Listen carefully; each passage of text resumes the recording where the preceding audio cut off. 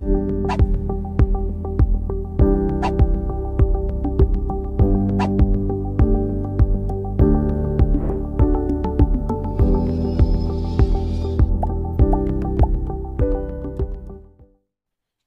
विद्यार्थी मित्रांनो, Indian polity bye Vicky Shinde या युट्यूब चॅनलमध्ये पुन्हा एकदा स्वागत आहे। आगामी राज्यसभा पूर्व परीक्षा आणि संयुक्त गट ब गट क पूर्व परीक्षा 2024 च्या दृष्टीकोनातून आपली संभाव्य प्रश्नोत्तर सिरीज जी काय आहे ती मागच्या काही भागापासून सुरू झालेली आहे। आतापर्यंत आपण जवळपास 5 भागांमध्ये विभिन्न प्रकारच्या राज्यव्यवस्थेच्या प्रश्नांची चर्चा घडून आणलेली आहे। आज पुन्हा एकदा आपण या ठिकाणी राज्यव्यवस्था या घटकासंबंधीच्या अनेक प्रश्नांची चर्चा या भाग 6 च्या माध्यमातून घडून आणणार आहोत। आपल्याला माहित असेल या आधी सुद्धा वेगवेगळ्या प्रकारच्या भागांच्या माध्यमातून राज्यव्यवस्थेच्या आयएमपी फॅक्ट्सवर आणि अनेक प्रकारच्या प्रश्नांच्या विश्लेषणावर आपण प्रकाश टाकला होता। पुन्हा एकदा आज आपण या भाग 6 च्या माध्यमातून या सिरीजला पुढे कंटिन्यू करतो। तर मित्रांनो, थोडाही कसल्याही प्रकारचा वेळ या ठिकाणी न घालवता आपण आपल्या आजच्या या भागातल्या प्रश्नांना सुरुवात करूया। तर पहा, आपण या ठिकाणी या आजच्या भागामध्ये पहिला प्रश्न या पद्धतीने विचार घेतलेला आहे। तर पहा, पहिला प्रश्न या प्रकारचा आहे, भारतीय राज्यघटना जगातील सर्वात मोठी राज्यघटना आहे कारण भारतीय राज्यघटना जगातील सर्वात मोठी राज्यघटना आहे कारण ए. राज्यघटनेचा मुख्य स्रोत 1935 चा भारत सरकार कायदा आहे। बी. मानवी जीवनाच्या वेगवेगळ्या क्षेत्रात असणारी फार मोठी विषमता दूर करण्याकरिता राज्यघटनेत विशेष तरतुदी करण्यात आल्या आहेत। सी. देशातील सांस्कृतिक, भाषिक, धार्मिक विभिन्नता टिकून ठेवण्याकरता काही विशेष तरतुदी करण्यात आल्या आहेत। आणि डी. अल्पसंख्याक व मागासवर्गीय लोकांच्या विकासाकरता विशेष तरतुदी करण्यात आल्या आहेत। पर्याय उत्तर आहेत पर्याय 1 ए आणि बी, पर्याय 2 सी व डी, पर्याय 3 ए व डी आणि पर्याय 4 वरील सर्व। तर मित्रांनो, आता या ठिकाणी लक्षात घ्या की एकंदरीत जर आपण पाहिलं तर या संबंध या ठिकाणी प्रश्नाकडे पाहिल्यानंतर आपल्याला असं लक्षात येईल की मूळ जो प्रश्न विचारलेला आहे तो काय विचारला आहे की भारतीय राज्यघटना जगातील सर्वात मोठी राज्यघटना आहे कारण।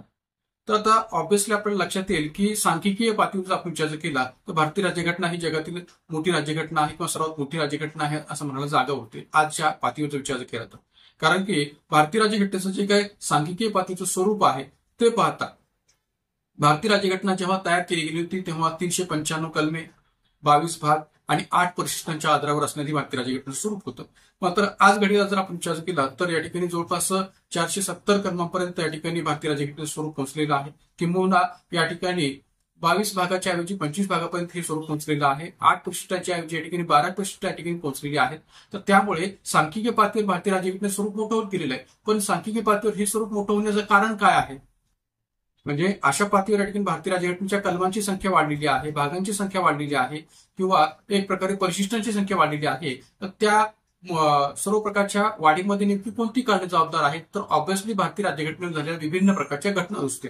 तर या विभिन्न घटनावस्तूंच्या माध्यमातून नेमकं काय आपल्याकडे सुधारणा करण्याचा प्रयत्न झालेला आहे आणि त्या आधारावर या ठिकाणी ही कारण जी काय दिलेली आहे। मग आता पहा की पहिलं जे कारण दिलेलं आहे ही भारतीय राज्यघटना ही सांख्यिकीय स्तरावर किंवा क्वांटिटी बेसिसवर या ठिकाणी मोठी झालेली आहे हे तर मान्य करायला काही हरकतच नाही का तर या ठिकाणी आपल्या कलमे, भाग आणि परिशिष्टांची संख्या वाढलेली आहे।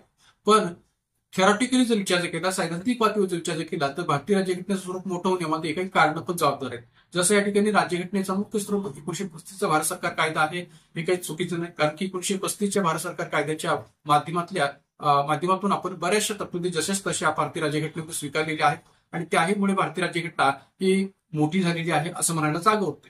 पण त्याचबरोबर या ठिकाणी इतर जे काही बदल झालेले आहेत भारतीय राज्यघटनेच्या पातळीवर की जसं आता मानवी जीवनाच्या वेगवेगळ्या क्षेत्रात असणारी फार मोठी विषमता दूर करण्याकरता राज्यघटनेत विशेष तरतुदी करण्यात आलेली आहे।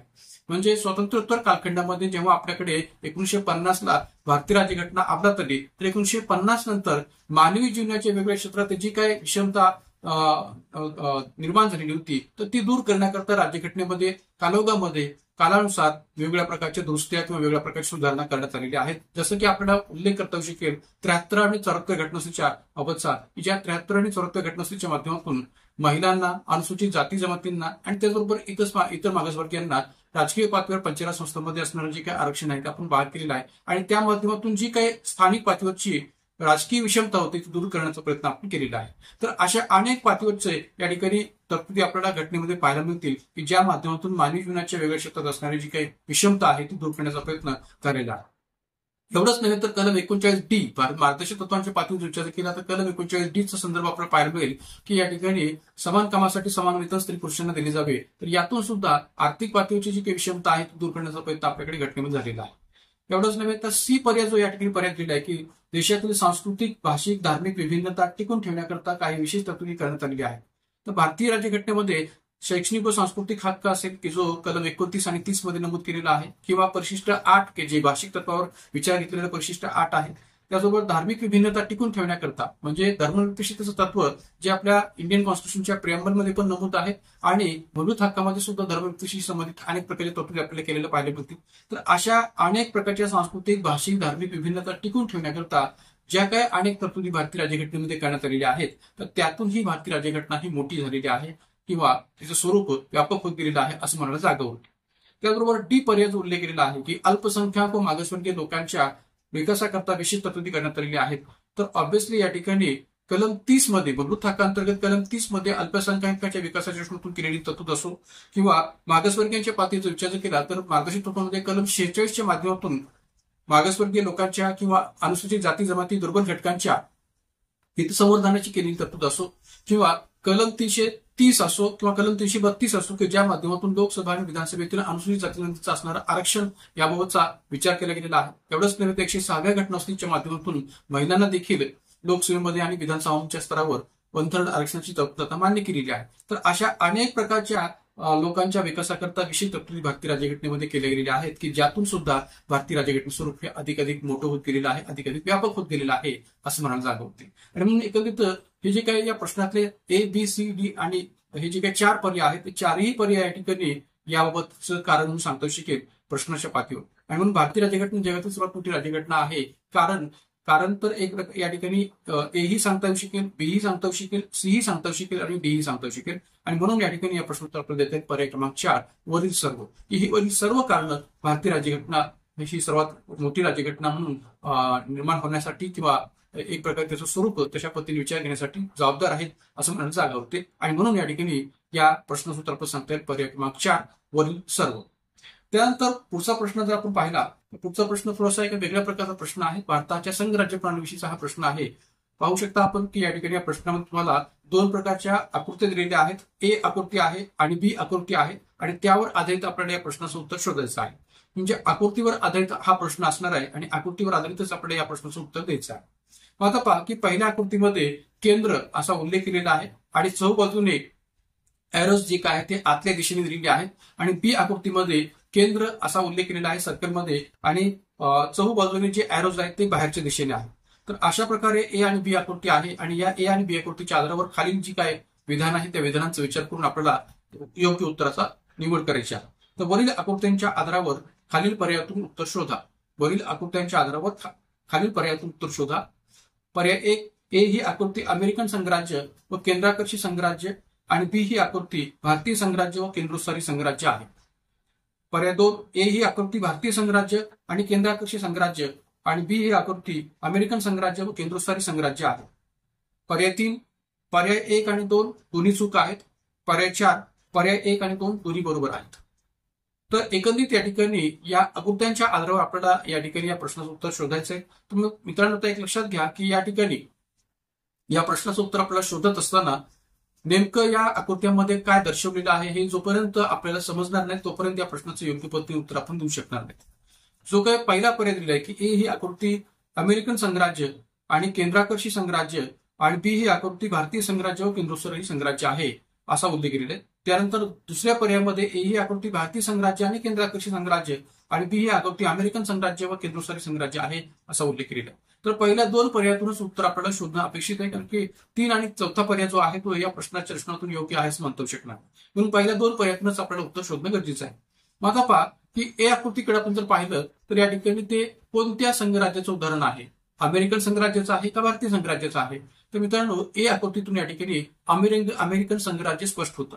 मग अमेरिकन संघराज्यच का तर या ठिकाणी केंद्र याचा उल्लेख जो काय तो एका सर्कलमध्ये करण्यात आलेला आहे आणि चहूबाजूने जे एरोज आहेत ते आतल्या दिशेने आहेत. म्हणजे याचा अर्थ काय होतो तर हे केंद्राकर्षी संघराज्य आहे. अमेरिकन संघराज्य कसं आहे तर केंद्राकर्षी संघराज्य आहे. मग केंद्राकर्षी असं का कारण की चहूबाजूने जे एरोज आहेत त्या एरोजचा अर्थ आहे संबंध घटक राज्य की ज्या घटक राज्यांनी एकत्र येऊन अमेरिकन संघराज्य करारावर आधारित तयार केलेलं होतं.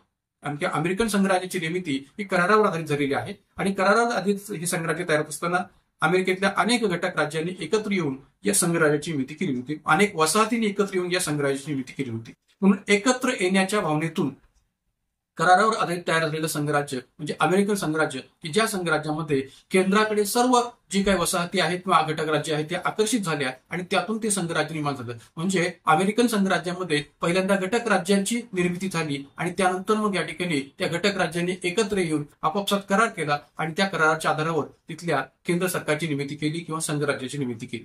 आणि म्हणून या ठिकाणी ही आकृती जी आहे ती एक प्रकारे अमेरिकन संघराज्य किंवा केंद्राकर्षी संघराज्याचं उदाहरण सांगता शकेल. कारण की सगळे जे एरोज आहेत त्या एरोजचा केंद्राकडे असणारं आकर्षण आणि त्या केंद्राकर्षणातून तयार झालेलं संघराज्य म्हणून त्याला केंद्राकर्षी संघराज्य असं म्हटलं जाऊ शकेल किंवा अमेरिकन संघराज्य असं म्हटलं जाऊ शकेल. कारण की ते करारावर आधारित आहे आणि आपापसात करार करून या संबंध वसाहती किंवा घटक राज्यांनी एकत्र येऊन एकत्र येण्याच्या भावनेतून तयार केलेले हे संघराज्य आहे. मात्र बी आकृती ही त्याच्या विरुद्ध दृष्टिकोनातून स्पष्ट केलेली आहे की या बी आकृतीमध्ये सर्वप्रथम केंद्र सरकार तयार झालं आणि त्यांनी घटक राज्यांची निर्मिती केली आणि म्हणून त्यामध्ये एरोज जे आहे ते बाहेरच्या दिशेने आहे.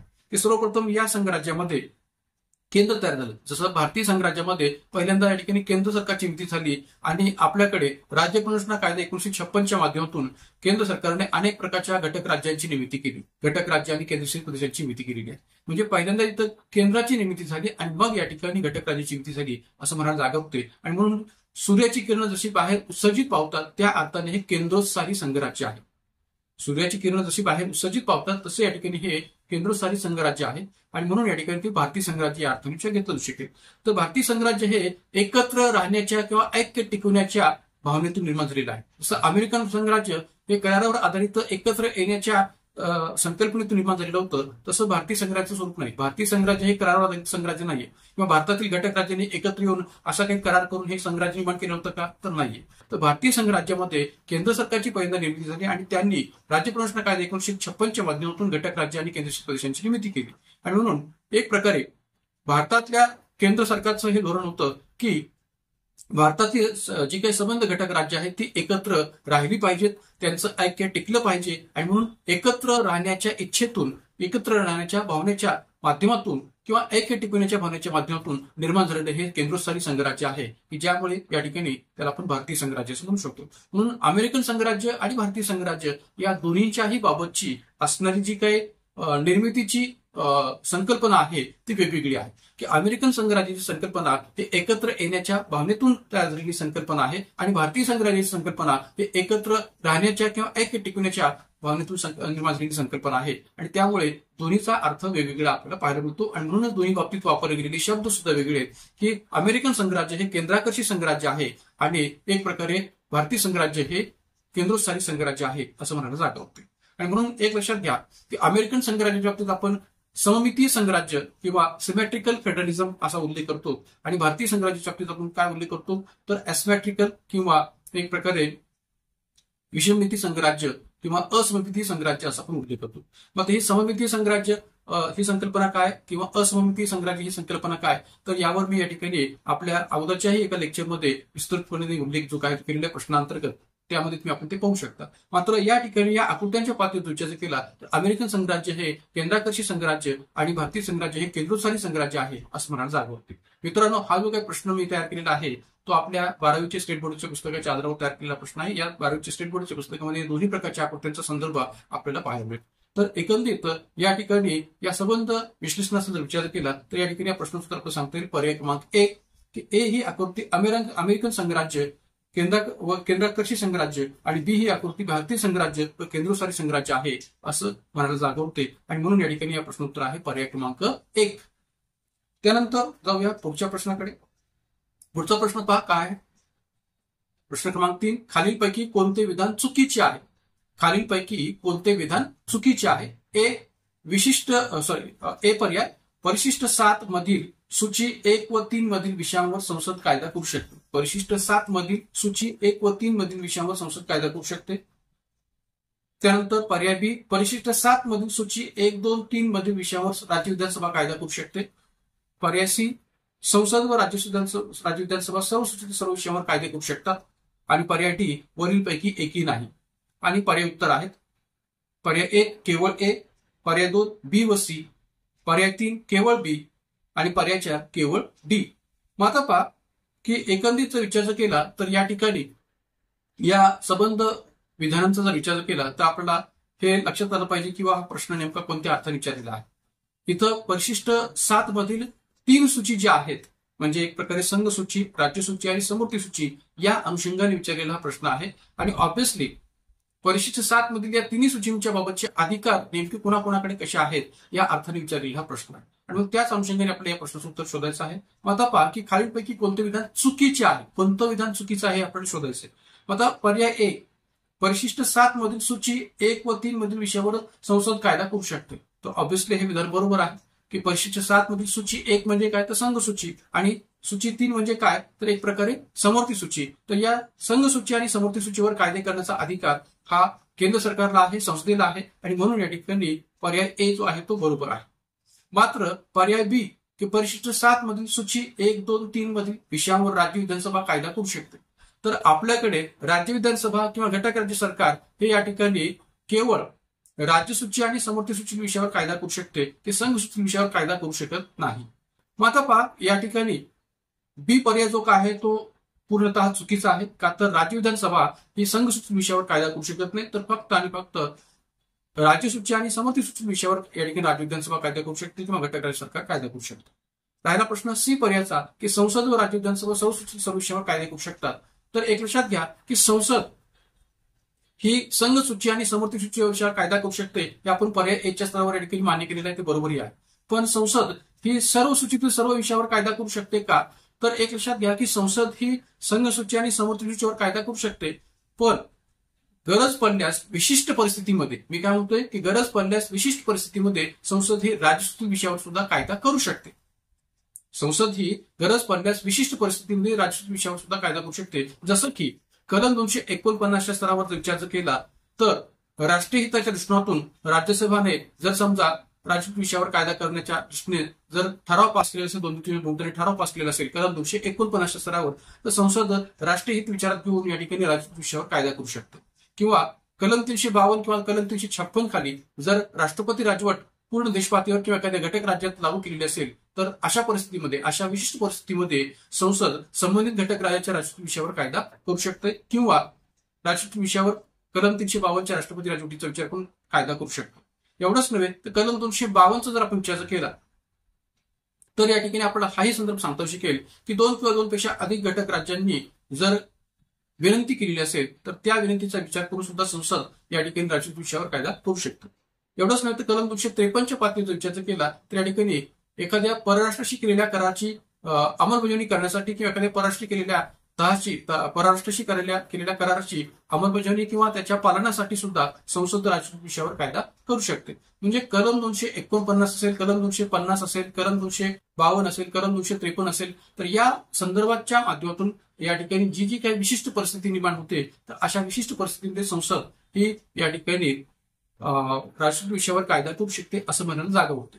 मात्र या ठिकाणी राज्य विधानसभा सर्वसूचित सर्व विषयावर कायदा करू शकते का तर नाही. म्हणून पर्याय बी मध्ये जो उल्लेख केलेला आहे किंवा एक प्रकारे परिशिष्ट 7 मधील 1, 2, 3 या संबंध विषयांवर सूची 1, 2, 3 या संबंध विषयावर राज्य विधानसभा कायदा करू शकते हे तर चुकीचंच आहे. पण सी मध्ये सुद्धा जो काही उल्लेख केलेला आहे की राज्य विधानसभा सर्वसूचित सर्व विषयावर कायदा करू शकते तर हेही चुकीचं आहे. जरी या ठिकाणी संसद ही विशिष्ट परिस्थितीमध्ये, मी काय म्हणतोय विशिष्ट परिस्थितीमध्ये म्हणजे कलम 249, 250, 252, 253 या सदराखाली जी काही विशिष्ट परिस्थिती आहे त्या सदराखाली जरी या ठिकाणी संसद राज्यसूची विषयावर कायदा करू शकत असली तरी संसद ही नेहमी राज्यसूची विषयावर कायदा करत असते असं म्हणता शकणार. तर त्यामुळे पर्याय सी मधील या ठिकाणी तरतुदीचा विचार केला तर एक प्रकारे पर्याय सी हा चुकीचा आहे आणि पर्याय डी जो आहे की वरीलपैकी एकही नाही तर याचा विचार करण्याची गरज नाही. आणि म्हणून या ठिकाणी कोणते विधान चुकीचे आहेत तर बी आणि सी हे 2 विधाने चुकीचे आहेत. म्हणून तर आपण सांगताय पर्याय क्रमांक 2 बी आणि सी या प्रश्न उत्तर आहे. पर्याय क्रमांक 2 बी आणि सी हे या ठिकाणी या प्रश्न उत्तर आपल्याला स्पष्ट करता शिकेल. तर मित्रांनो एक लक्षात घ्या की अशा पद्धतीने या ठिकाणी वेगवेगळ्या प्रकारचे प्रश्न परिशिष्ट 7 विषयी विचारायला आयोगाला नेहमीच वाव आहे. तर त्यामुळे परिशिष्ट 7च्या अनुषंगाने केंद्र राज्य कायदेशीर संबंध असतील, केंद्र राज्य प्रशासकीय संबंध असतील, केंद्र राज्य वित्तीय संबंध असतील, त्या संबंध या ठिकाणी ज्या काही तरतुदी आहेत परिशिष्ट 7च्या अनुषंगाने त्या आपल्याला माहिती असणं गरजेचं आहे. तर त्याच्यावर आपली या ठिकाणी विशेष पद्धतीने आपला अभ्यास असणं सुद्धा गरजेचं आहे, कारण की केंद्र राज्य संबंधावर बऱ्याच वेळा आयोग प्रश्न जे काय ते विचारत असतात. त्यानंतर जाऊया पुढच्या प्रश्नाकडे. तर पुढचा प्रश्न आहे तो या प्रकारचा की रूल ऑफ लॉ हे संविधानाच्या कोणत्या तरतुदीमध्ये समाविष्ट आहे? रूल ऑफ लॉ हे संविधानाच्या कोणत्या तरतुदीमध्ये समाविष्ट आहे? पर्याय 1 कलम 14 व 21, पर्याय 2 कलम 14 व 29, पर्याय 3 कलम 14, 18 व 21 आणि पर्याय 4 यापैकी नाही. तर मित्रांनो, आता एक लक्षात घ्या की हा प्रश्न जरी या ठिकाणी स्टेट फॉर्मवर वाटत असला किंवा ऑनलाईन क्वेश्चन वाटत असला तरी या ठिकाणी या प्रश्नाचं स्वरूप जे काय ते सैद्धांतिक आहे किंवा एक प्रकारे थिओरिटिकल आहे. तर त्यामुळे आपल्याला पहिल्यांदा हे माहिती असलं पाहिजे की रूल ऑफ लॉ म्हणजे नेमकं काय. तर रूल ऑफ लॉ म्हणजे कायद्याचे अधिराज्य किंवा कायद्याचे राज्य. आता ही रूल ऑफ लॉची जी काही कन्सेप्ट आहे ते कुणी मांडलेली आहे जागतिक स्तरावर? तर एक लक्षात घ्या की एक प्रकारे कायद्याचे राज्य किंवा रूल ऑफ लॉ ही कन्सेप्ट जी काय ती प्रोफेसर A.B. डायसी यांनी मांडलेली संकल्पना आहे. ज्या प्रोफेसर A.B. डायसी यांनी ही संकल्पना मांडलेली आहे की जे प्रसिद्ध विधिज्ञ होते, प्रसिद्ध कायदेतज्ञ होते इंग्लंडमधील, तर यांनी ही संकल्पना मांडलेली आहे A.B. डायसी यांनी. तर या डायसी यांनी ही संकल्पना मांडत असताना त्याचे 3 पैलू किंवा 3 अर्थ सांगण्यावर भर दिला होता. मात्र या ठिकाणी आपल्याला प्रश्न काय विचारला आहे की रूल ऑफ लॉ हे संविधानाच्या कोणत्या तरतुदीमध्ये समाविष्ट आहे? म्हणजे भारतीय संविधानाच्या पातळीवर ते कोणत्या तरतुदीशी निगडीत आहे किंवा कोणत्या तरतुदीमध्ये ते समाविष्ट आहे असा प्रश्न या ठिकाणी विचारलेला आहे. तर मित्रांनो, एक लक्षात घ्या की पर्याय दिलेले कलम 14 व 21, कलम 14 व 29, कलम 14, 18 व 21 आणि यापैकी नाही. तर या ठिकाणी प्रोफेसर A.B. डायसी यांनी जे काही एक प्रकारे या रूल ऑफ लॉ किंवा कायद्याचे अधिराज्य याच्या बाबतचे 3 पैलू किंवा 3 अर्थ सांगितलेले आहेत. तर त्या 3 अर्थांचा विचार करता या प्रश्नाचा संबंध जो आहे किंवा या एकंदरीत प्रश्नाचं उत्तर जे काय आहे ते पर्याय 1 मध्ये आपल्याला अधिकाधिक स्पष्ट करता येतं कलम 14 व 21 या अंतर्गत. तर कलम 14चा जर संदर्भ आपण पाहिला संविधानातला तर तो काय आहे की कायद्यापुढे प्रत्येक व्यक्ती समान या अर्थाने या ठिकाणी कलम 14 मधला संदर्भ आपल्या भारतीय राज्यघटनेमध्ये पाहायला मिळतो. आणि कलम 21च्या पातळीवर व्यक्तिगत स्वातंत्र्य आणि जीवित स्वातंत्र्य याचाही उल्लेख या ठिकाणी केला गेलेला आहे की कायद्याने प्रस्थापित केलेल्या कार्यपद्धतीशिवाय कोणत्याही व्यक्तीचं व्यक्तिगत स्वातंत्र्य किंवा जीवित स्वातंत्र्य हे काढून घेता येऊ शकणार नाही याबाबतची या ठिकाणी तरतूद कलम 21 मध्ये केलेली आहे. तर कलम 14 आणि कलम 21 मधली जी काही भारतीय संविधानाची तरतूद आहे त्या तरतुदी अधिकाधिक रूल ऑफ लॉ किंवा कायद्याचे अधिराज्य या संकल्पनेला लागू पडतात आणि म्हणून रूल ऑफ लॉ या संविधानाच्या हे संविधानाच्या कोणत्या तरतुदीमध्ये समाविष्ट आहे तर कलम 14 आणि कलम 21 या 2 प्रकारच्या तरतुदीमध्ये अधिकाधिक ते समाविष्ट आहे असं म्हणायला जागा होते. तर मित्रांनो, या प्रश्नाच्या अंशाने थोडंसं विश्लेषण जे काय ते पुढे पाहूया. कायद्याचे अधिराज्य किंवा रूल ऑफ लॉ म्हणजे नेमकं काय? तर कायद्याचे अधिराज्य किंवा कायद्याचे राज्य म्हणजे कायद्याची निर्विवाद अधिसत्ता. कायद्याची निर्विवाद अधिसत्ता याचाच अर्थ कायदा हा सर्वश्रेष्ठ असला पाहिजे व कायद्याचे पालन सर्वांनी केलं पाहिजे. म्हणजे कायदा हा व्यक्ती, समाज किंवा एखाद्या गटापेक्षा सर्वश्रेष्ठ आहे. कायदा सर्वश्रेष्ठ आहे. जसं आपल्याकडे संविधान सर्वश्रेष्ठ आहे तर तसंच या ठिकाणी व्यक्ती, समाज किंवा एखाद्या गटापेक्षा कायदा सर्वश्रेष्ठ आहे. म्हणजेच एक प्रकारे कायद्याच्या पालनाचा विचार जो तो सर्वांनी केला पाहिजे. जेथे कायदा हा अंतिम सत्ता असतो आणि सर्व नागरिक व सत्ताधारी व कायद्याची सार्वभौमत्व मान्य करावी लागते ती व्यवस्था म्हणजे विधी अधिसत्ता किंवा कायद्याची राज्य.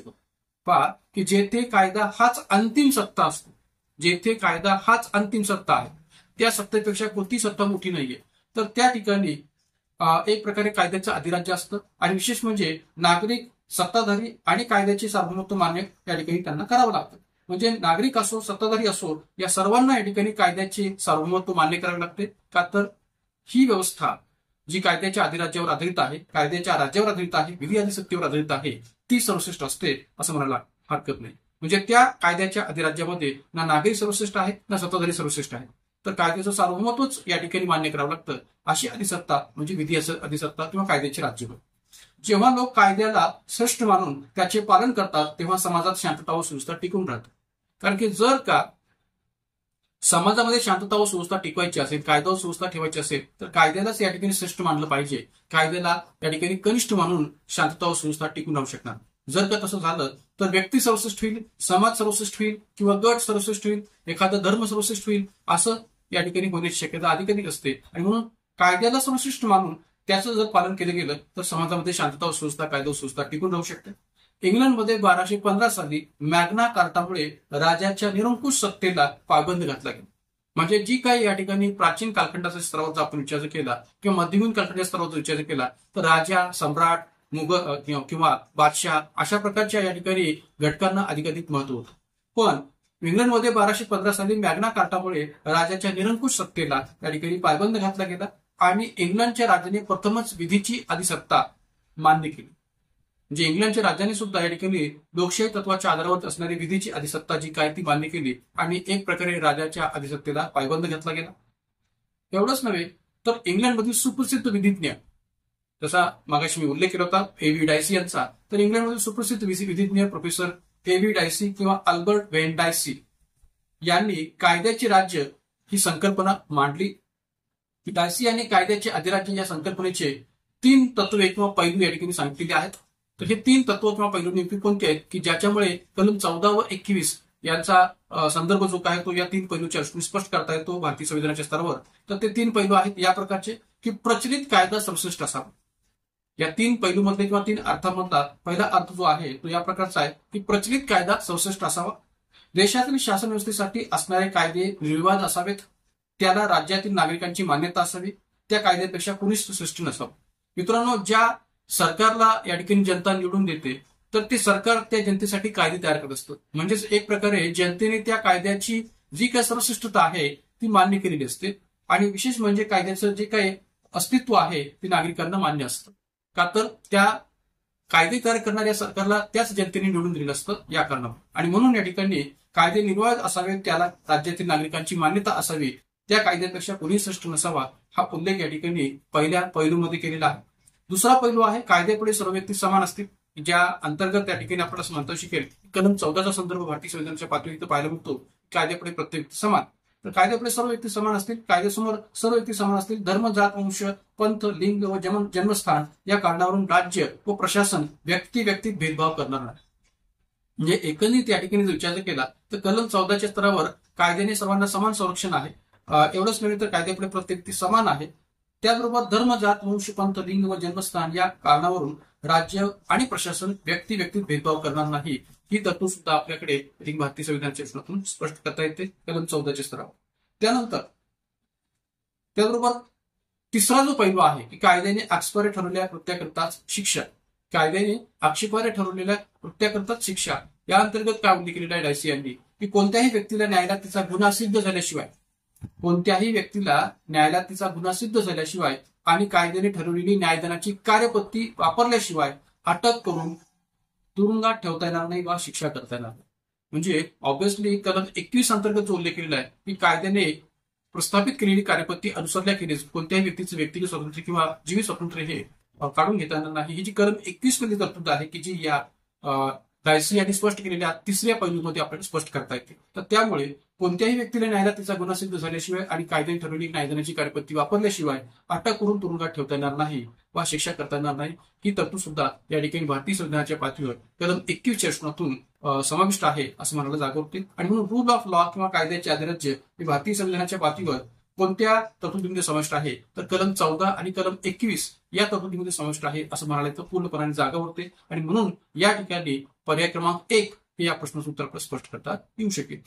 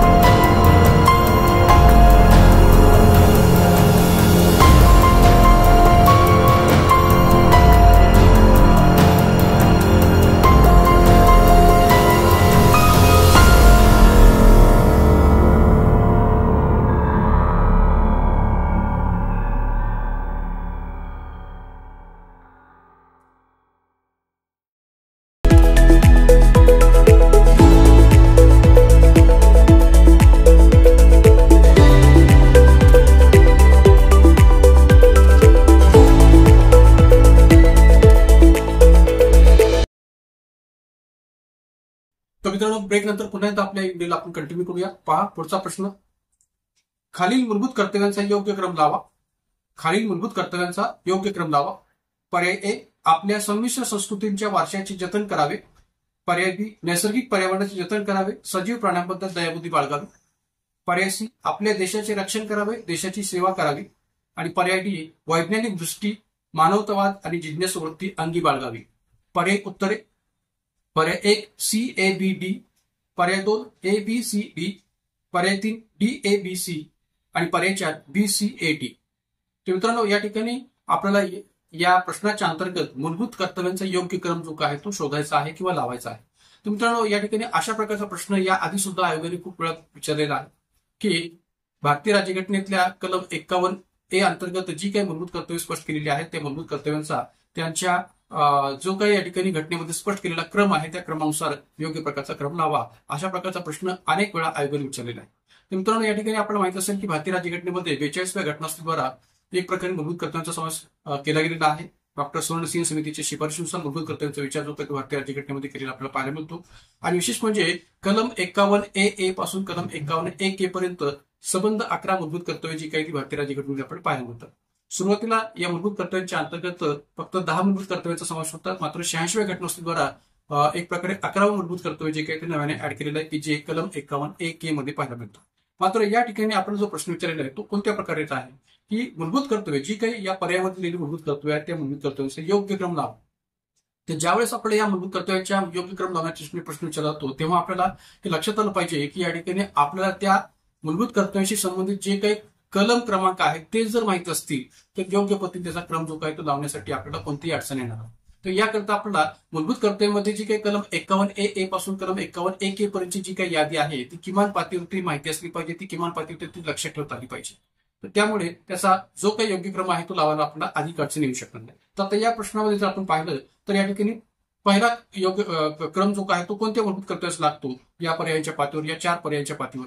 तर सी पर्यायाचा पहिला क्रम लागतो की आपल्या देशाचे रक्षण करावे किंवा देशाची सेवा करावी. कलम 51AD, कलम 51AD हा सी पर्याय या ठिकाणी पहिल्या स्थानी येतो. त्यानंतर ए पर्याय, आपल्या संमिश्र संस्कृतीच्या वारशाचे जतन करावे.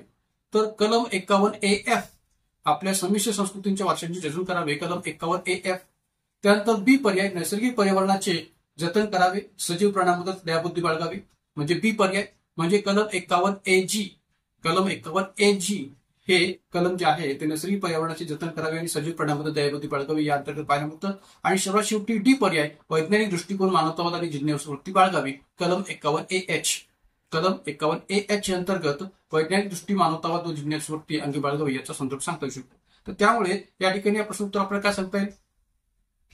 पर्याय क्रमांक 1 CABD, कलम 51AD, कलम 51AF, कलम 51AG आणि कलम 51AH या 4 मूलभूत कर्तव्यांचा विचार जो काय तो या पर्यायामध्ये केलेला आहे. तर त्या अनुषंगाने या ठिकाणी या प्रश्न उत्तर आपल्याला सांगता येईल पर्याय क्रमांक 1 CABD.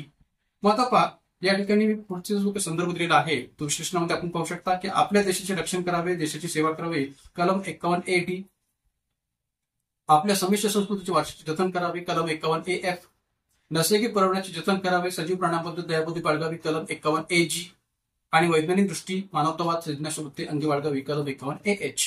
तर असे हे या ठिकाणी कलम 51AD पासून AH पर्यंतची जी काही संदर्भ आहे ते या 4 पर्यायामध्ये आपल्याला या प्रश्नामध्ये पाहायला मिळतात. तर त्या अनुषंगाने याचा हा जो काही क्रम आहे तो CADB या अर्थाने स्पष्ट करता येतो. आणि म्हणून या ठिकाणी या प्रश्न उत्तर जे आहे ते CABD पर्याय क्रमांक 1 CABD हे या ठिकाणी या प्रश्न उत्तर आपल्याला स्पष्ट करता येईल. त्यानंतर जाऊया पुढच्या प्रश्नाकडे. माझा पहा या ठिकाणी पुढचा जो प्रश्न आहे तो पुन्हा एकदा मूलभूत हक्कांशी संबंधित प्रश्न आहे की भारतीय नागरिकांना उपलब्ध असलेल्या घटनात्मक संरक्षणाच्या हक्काच्या खालीलपैकी कोणत्या तरतुदी आहेत? भारतीय नागरिकांना उपलब्ध असलेल्या घटनात्मक संरक्षणाच्या हक्काच्या खालीलपैकी कोणत्या तरतुदी आहेत? पर्याय ए, मूलभूत हक्कांची अंमलबजावणी व्हावी यासाठी नागरिक न्यायालयात दाद मागू शकतात. पर्याय ए, मूलभूत हक्कांची अंमलबजावणी व्हावी यासाठी नागरिक न्यायालयात दाद मागू शकतात. पर्याय बी, मूलभूत हक्कांची अंमलबजावणी व्हावी यासाठी सर्वोच्च न्यायालय परमादेश काढू शकते. पर्याय सी, संसद 2/3 बहुमताने ते संपूर्ण सभासद संख्येच्या अर्ध्यापेक्षा जास्त असेल घटनात्मक संरक्षणाचा हक्क निलंबित करू शकते. आणि पर्याय डी, सर्वोच्च न्यायालयाच्या अधिकारांना धक्का न पोहोचवता इतर न्यायालयांना या हक्कांच्या अंमलबजावणीचे अधिकार संसद देऊ शकते. अचूक पर्यायाची निवड करा. पर्याय 1 ABC, पर्याय 2 ABD, पर्याय 3 ACD आणि पर्याय 4 BCD. मित्रांनो, आपल्याला या ठिकाणी काय शोधायचंय की भारतीय नागरिकांना उपलब्ध असलेल्या घटनात्मक संरक्षणाच्या हक्काच्या खालीलपैकी कोणत्या तरतुदी आहेत. म्हणजे कलम 32 च्या घटनात्मक संरक्षणाचा हक्क जो काही मूलभूत हक्कामध्ये स्पष्ट केलेला आहे, तर अशा या घटनात्मक संरक्षणाच्या हक्काच्या खालीलपैकी कोणत्या तरतुदी आहेत या पर्यायामध्ये हे आपल्याला ते शोधायचंय. तर मग या ठिकाणी पर्याय ए चा जर आपण विचार केला की मूलभूत हक्कांची अंमलबजावणी व्हावी यासाठी नागरिक न्यायालयात दाद मागू शकतात का, तर निश्चितपणाने कलम 32 नुसार, भारतीय राज्यघटनेच्या कलम 32 नुसार मूलभूत हक्कांची अंमलबजावणी व्हावी यासाठी नागरिक न्यायालयात दाद मागू शकतात. हे म्हणणं पूर्णतः बरोबर आहे. त्यानंतर पर्याय बी, मूलभूत हक्कांची अंमलबजावणी व्हावी यासाठी सर्वोच्च न्यायालय परमादेश काढू शकते, तर हा देखील पर्याय बरोबर आहे. कलम 32(2) ही जी काही तरतूद घटनेमध्ये आहे, तर कलम 32(2) मधील घटनेतील तरतूद जी पाहता या ठिकाणी बी पर्याय पण बरोबर आहे की मूलभूत हक्कांची अंमलबजावणी व्हावी यासाठी सर्वोच्च न्यायालय परमादेश काढू शकते. त्यानंतर पर्याय सी, की संसद 2/3 बहुमताने घटनात्मक संरक्षणाचा हक्क निलंबित करू शकते, तर या ठिकाणी सी पर्यायातली जी तरतूद आहे ती मात्र या ठिकाणी चुकीची आहे. ती घटनात्मक संरक्षणाच्या हक्काच्या तरतुदीमध्ये मोडत नाही आणि संसद 2/3 बहुमताने घटनात्मक संरक्षणाच्या हक्काचं निलंबन करू शकत नाही असं म्हणायला जागा होते. म्हणजे आता एक लक्षात घ्या की आपल्याकडे आणीबाणी कालखंडात आपल्या मूलभूत हक्कांच्या निलंबनाचा विचार जो काय तो होऊ शकतो, मात्र संसद जी काय आहे ती 2/3 बहुमताने घटनात्मक संरक्षणाच्या हक्काचा विचार कलम 32 च्या स्तरावर किंवा घटनात्मक संरक्षणाच्या हक्काच्या स्तरावर निलंबनाच्या प्रश्नातून करू शकते असं म्हणणं मात्र चुकीचं आहे. आणीबाणीच्या प्रश्नातून तो उल्लेख बरोबर आहे, पण कलम 32 च्या स्तरावर किंवा घटनात्मक संरक्षणाच्या हक्काच्या स्तरावर तशा प्रकारची तरतूद आहे असं म्हणायला जागा होत नाही. आणि म्हणून एकूण कलम जे काही पर्याय सी आहे तो सी चुकीचा आहे. डी पर्याय, की सर्वोच्च न्यायालयाच्या अधिकारांना धक्का न पोहोचवता इतर न्यायालयांना त्या हक्कांच्या अंमलबजावणीचे अधिकार संसद देऊ शकते, तर भारतीय राज्यघटनेच्या कलम 32(3) चा विचार करता या ठिकाणी डी पर्याय जो काय तो बरोबर आहे की सर्वोच्च न्यायालयाच्या अधिकारांना धक्का न पोहोचवता इतर न्यायालयांना या हक्कांच्या अंमलबजावणीचे अधिकार संसद देऊ शकते. हे कलम 32(3) च्या रचनातून असणारी तरतूद बरोबर आहे घटनात्मक संरक्षणाच्या हक्काच्या रचना. त्यामुळे या ठिकाणी ABD हे या ठिकाणी या प्रश्नाच्या अंतर्गत असणारी अचूक पर्याय आहेत. म्हणून उत्तर आपल्याला सांगता येईल पर्याय क्रमांक 2 A, B आणि D. पर्याय क्रमांक 2 ABD हे या प्रश्नाचं उत्तर आहे. पुढे थोडंसं विश्लेषण पाहूया की कलम 32 मूलभूत हक्कांची अंमलबजावणी व्हावी यासाठी नागरिक न्यायालयात दाद मागू शकतात. कलम 32(2) मूलभूत हक्कांची अंमलबजावणी व्हावी यासाठी सर्वोच्च न्यायालय परमादेश काढू शकते. आणि कलम 32(3) सर्वोच्च न्यायालयाच्या अधिकारांना धक्का न पोहोचवता इतर न्यायालयांना या हक्कांच्या अंमलबजावणीचे अधिकार संसद देऊ शकते. तर कलम 32 असो, कलम 32(2) असो, कलम 32(3) असो, या सर्व अंशांगाने असणाऱ्या या 3 तरतुदी या प्रश्नातल्या कलम पर्याय ABD मध्ये आहेत आणि त्यामुळे या ठिकाणी प्रश्नाचं उत्तर आपलं सांगता येईल पर्याय 2 ABD. त्यानंतर जाऊया पुढच्या प्रश्नाकडे की भारताचा महान्यायवादी किंवा अटॉर्नी जनरल आणि इंग्लंडचा महान्यायवादी अटॉर्नी जनरल यांच्यामध्ये खालीलपैकी कोणता फरक योग्य आहे. भारताचा महान्यायवादी अटॉर्नी जनरल आणि इंग्लंडचा महान्यायवादी अटॉर्नी जनरल यांच्यामध्ये खालीलपैकी कोणता फरक योग्य आहे. पर्याय ए, इंग्लंडचा महान्यायवादी हा त्यांचा कायदा मंत्री असतो, तर भारताचा कायदा मंत्री हा महान्यायवादी असतो. इंग्लंडचा महान्यायवादी हा त्यांचा कायदा मंत्री असतो, तर भारताचा कायदा मंत्री हा महान्यायवादी नसतो. त्यानंतर बी, इंग्लंडमध्ये महान्यायवादी व कायदा मंत्री ही पदे एकाच व्यक्तीकडे असतात, पण भारतात ही दोन्ही पदे स्वतंत्र व्यक्तीकडे सोपवलेली असतात. पर्याय सी, इंग्लंड व भारताच्या महान्यायवादी पदांमध्ये कोणताही फरक नाही. तर पर्याय उत्तरे पर्याय 1 ए आणि बी, पर्याय 2 केवळ सी, पर्याय 3 केवळ बी आणि पर्याय 4 केवळ ए. तर आता पहा या ठिकाणी 2 प्रकारच्या पदांच्या बाबतचा 2 देशांच्या पातळीवर जो काही फरक आहे तो कोणता फरक योग्य आहे हे आपण इथे शोधायचं की भारताचा महान्यायवादी आणि इंग्लंडचा महान्यायवादी यामध्ये खालीलपैकी कोणता फरक योग्य आहे हे आपण इथे शोधायचं. मग तो पर्याय ए जो आहे की इंग्लंडचा महान्यायवादी हा त्यांचा कायदा मंत्री असतो, तर भारताचा कायदा मंत्री हा महान्यायवादी नसतो. तर या ठिकाणी एक लक्षात घ्या की भारतामध्ये कायदा मंत्री पद आणि महान्यायवादी पद ही 2 स्वतंत्र पदे आहेत. त्यामुळे भारताचा कायदा मंत्री हा महान्यायवादी नसतो हे म्हणणं बरोबर आहे. भारताचा कायदा मंत्री हा भारताचा महान्यायवादी नसतो हे म्हणणं बरोबर आहे. आणि इंग्लंडचा महान्यायवादी हा त्यांचा कायदा मंत्री असतो हे म्हणणं सुद्धा बरोबर आहे. कारण की इंग्लंडमध्ये कायदा मंत्री आणि महान्यायवादी ही दोन्ही पदं एकाच व्यक्तीकडे असतात. इंग्लंडमध्ये कायदा मंत्री आणि महान्यायवादी ही दोन्ही पदे एकाच व्यक्तीकडे असतात आणि त्यामुळे इंग्लंडचा महान्यायवादी हा त्यांचा कायदा मंत्री असतो हे म्हणणं बरोबर आहे. मात्र भारताचा कायदा मंत्री हा भारताचा महान्यायवादी नसतो हे देखील बरोबर आहे. कारण की भारतामध्ये मान्यवादी आणि कायदामंत्री ही दोन वेगवेगळी पदं आहेत आणि दोन वेगवेगळ्या व्यक्तींकडे असतात. जसं अर्जुन राम मेघवाल हे भारताचे कायदामंत्री आहेत, कायदा व न्याय मंत्रालयाचे मंत्री आहेत, आणि आर व्यंकटरमणी हे भारताचे मान्यवादी आहेत. तर त्यामुळे ही दोन्ही पदं वेगवेगळ्या व्यक्तींकडे आहेत आणि ही दोन वेगवेगळी पदं आहेत. राहिला प्रश्न बी पर्यायाचा की इंग्लंडमध्ये महान्यवादी व कायदामंत्री ही पदे एकाच व्यक्तीकडे असतात, पण भारतात ही दोन्ही पदे स्वतंत्र व्यक्तीकडे सोपवलेली असतात. तर बी पर्याय सुद्धा बरोबर आहे. त्यामुळे ए आणि बी हे दोन्ही पर्याय बरोबर आहेत हे म्हणायला जागा उरते आणि म्हणून या ठिकाणी या प्रश्नोत्तरात सांगता येईल पर्याय क्रमांक 1 ए आणि बी. कारण की सी पर्यायाचा विचार करण्याची गरज नाही. इंग्लंड आणि भारताच्या महानियम पदामध्ये कोणताही फरक नाहीये, तर फरक आहे. आणि तो फरक कोणता आहे तर ए आणि बी पर्यायामध्ये जो फरक स्पष्ट केलेला आहे तोच फरक या ठिकाणी योग्य आहे. आणि म्हणून या ठिकाणी या प्रश्नोत्तर आपल्याला सांगता येईल पर्याय क्रमांक 1 ए आणि बी हे या ठिकाणी या प्रश्नोत्तर आहे की इंग्लंडचा महान्यवादी आणि त्यांचा कायदामंत्री हा एकच असतो, मात्र भारताचा कायदामंत्री आणि महान्यवादी हे दोन वेगवेगळी पदं आहेत, दोन स्वतंत्र पदं आहेत. तर त्यामुळे या ठिकाणी प्रश्नोत्तर आपल्याला सांगता येईल पर्याय क्रमांक 1 ए आणि बी. जाऊया पुढच्या प्रश्नाकडे.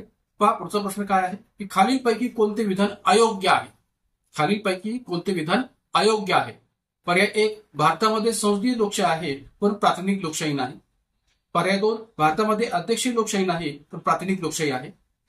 पर्याय 3 भारतामध्ये अप्रत्यक्ष लोकशाही आहे पण अध्यक्षीय लोकशाही नाही. आणि पर्याय 4 सर्व विधाने अयोग्य आहेत. तर मित्रांनो आता या ठिकाणी विचारले काय की मूळ प्रश्न आहे की खालीलपैकी कोणते विधान अयोग्य आहे. अयोग्य आहे म्हणजे काय तर कोणतं विधान चुकीचं आहे, योग्य नाहीये, बरोबर नाहीये. तर या ठिकाणी पर्याय 1 जो आहे की भारतामध्ये संसदीय लोकशाही आहे पण प्रातिनिधिक लोकशाही नाही. तर या ठिकाणी पहिलाच पर्याय जो काय आहे तो चुकीचा आहे की भारतामध्ये संसदीय लोकशाही आहे पण त्याबरोबर प्रातिनिधिक लोकशाही पण आहे. कारण की लोकशाहीच्या बाबतीत जर आपण विचार केला तर लोकशाहीचे मुख्यतः दोन प्रकार पडतात. एक म्हणजे प्रत्यक्ष लोकशाही आणि दुसरं म्हणजे अप्रत्यक्ष लोकशाही. आणि मग अप्रत्यक्ष लोकशाहीमध्ये पुन्हा दोन प्रकार पडतात. एक म्हणजे संसदीय लोकशाही आणि दुसरं म्हणजे या ठिकाणी एक प्रकारे अध्यक्षीय लोकशाही. तर मग आता अप्रत्यक्ष लोकशाहीला दुसरं नाव आहे प्रातिनिधिक लोकशाही. अप्रत्यक्ष लोकशाहीला दुसरं नाव काय आहे प्रातिनिधिक लोकशाही. तर या प्रातिनिधिक लोकशाहीचे दोन प्रकार कोणते तर संसदीय लोकशाही आणि अध्यक्षीय लोकशाही. प्रत्यक्ष लोकशाहीचा कोणता काही उपप्रकार नाहीये. खऱ्याने विचार केला तर लोकशाहीचे मुख्यतः दोन प्रकार, एक म्हणजे प्रत्यक्ष लोकशाही आणि दुसरं म्हणजे अप्रत्यक्ष लोकशाही. अप्रत्यक्ष लोकशाहीलाच म्हटलं जातं प्रातिनिधिक लोकशाही.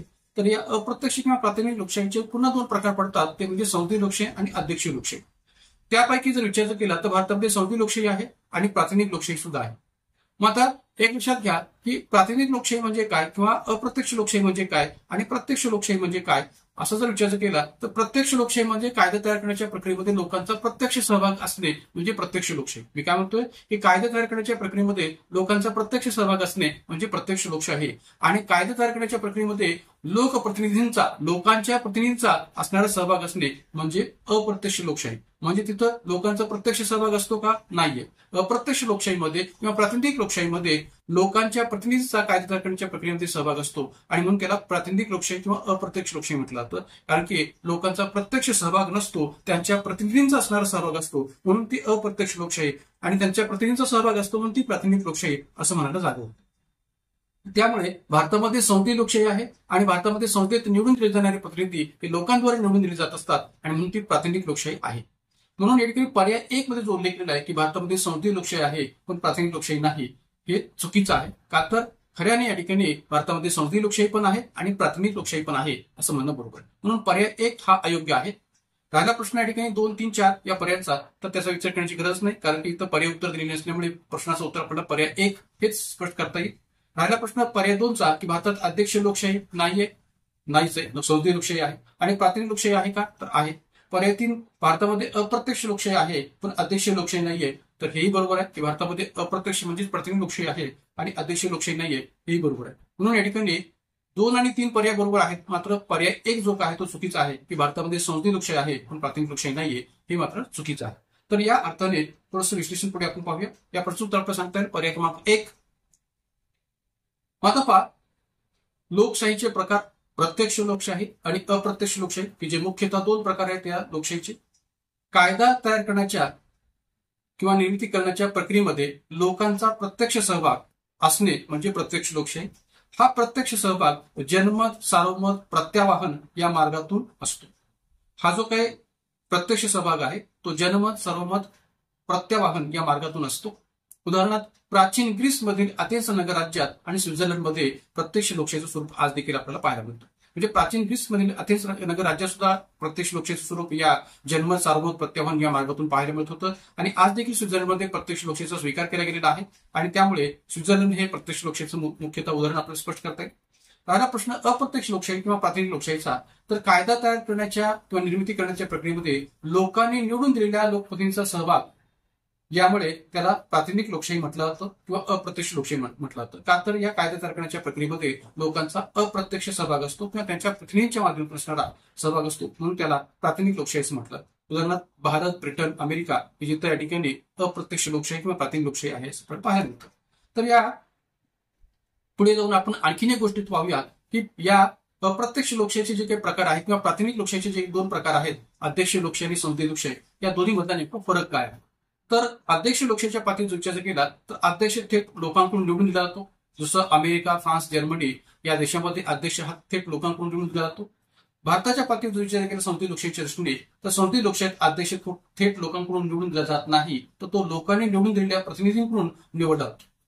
लोकांनी निवडून दिलेल्या प्रतिनिधींकडून निवडला जातो. जसं भारतामध्ये भारताचा राष्ट्रपती किंवा अध्यक्ष जो आहे तो लोकांनी निवडून दिलेल्या प्रतिनिधींकडून निवडून दिला जातो. इंग्लंडमध्ये राजा वंश परंपरेने नियुक्त केला होतो. म्हणजे इंग्लंडमध्ये या ठिकाणी भले संसदीय लोकशाही असली तर तिथला राजा काही निवडून दिला जात नाही, तर तो वंश परंपरेने नियुक्त केला जातो. आणि विशेष म्हणजे इंग्लंड हे गणराज्य नाहीये, कारण की तिथला अध्यक्ष लोकांनी निवडून दिला जाणार, कारण की त्यांचा राजा जो काही तो लोकांनी निवडून दिलेला नसतो, तर तो वंश परंपरेने राजगद्दीवर बसत असतो.